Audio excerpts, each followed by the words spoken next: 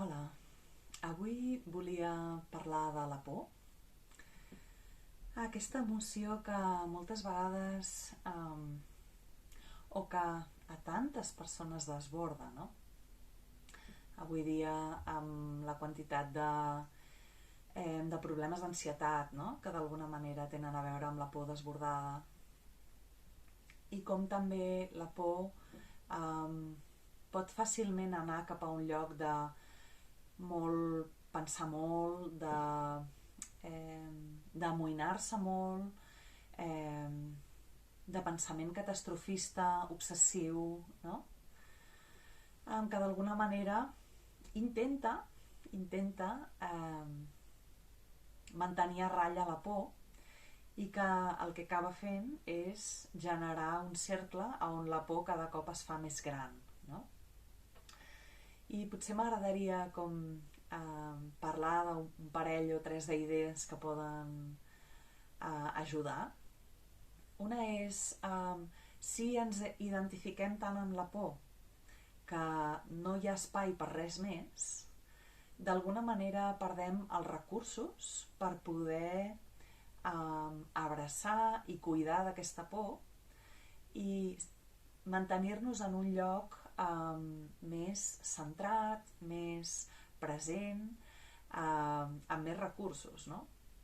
Per què? Perquè quan estem dins d'aquest lloc d'una por, i no em refereixo a una por sana de hi ha un perill X, no? Que correspon amb una por del mateix tamany per poder-me posar per poder fugir d'aquest perill, no? I d'alguna manera la por és el que permet que pugui estar sana i estàlvia, no? Això seria com una por sana. Però quan la por ja s'ha sortit de mare, ja no es correspon amb un perill real, o és molt més gran que la quantitat de perill que hi ha realment, doncs ja parlem d'una por poc sana, d'acord? I d'alguna manera, si podem fer un procés en el que ens distingim de la por, no? Perquè d'alguna manera aquesta por és una part nostra que ens està intentant dir alguna cosa. Doncs poder identificar aquesta part com algú de una part de mi té por i no jo, tot allò, estic envoltada de por i em desborda la por i no hi puc fer res més, sinó si li podem posar un marc, una distància, llavors des d'aquí veurem que probablement aquesta part de por és des d'un lloc que no està centrat en el present i en la realitat del perill que tinc ara i aquí, sí? I probablement prové d'una por molt més antiga, d'una part meva potser petita que no tenia els recursos que tinc ara jo com a adulta, potser fruit de la meva història i com realment vaig viure en un perill, i el que passa és que ara mateix estic en una situació que se li assembla una mica, o ostres, hi ha hagut algun estímul que ha sigut com un activador d'aquesta cosa passada, no?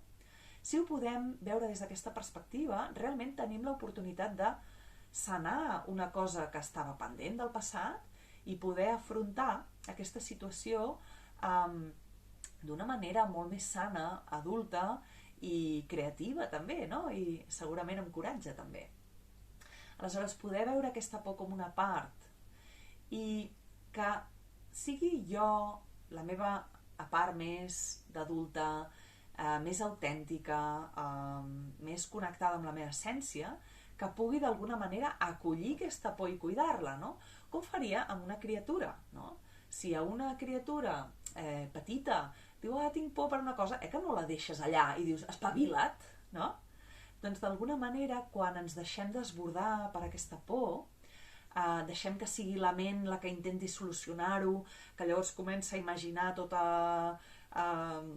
tot tipus de catàstrofes possibles, no estem cuidant d'aquesta por. Senzillament li estem deixant com allò rienda suelta perquè es pugui fer més gran i segueix sense estar reparada i sense satisfer les necessitats que té, que és protecció. Aleshores, qui pot conferir aquesta protecció? Només nosaltres, des d'aquest lloc en el que sabem que ara i aquí no hi ha cap perill, ara i aquí no hi ha una amenaça i estic a salvo, no? I alhora puc entendre que una part de mi, potser més petita, s'hagi activat i tingui molta por perquè li sona una cosa que era del passat, no?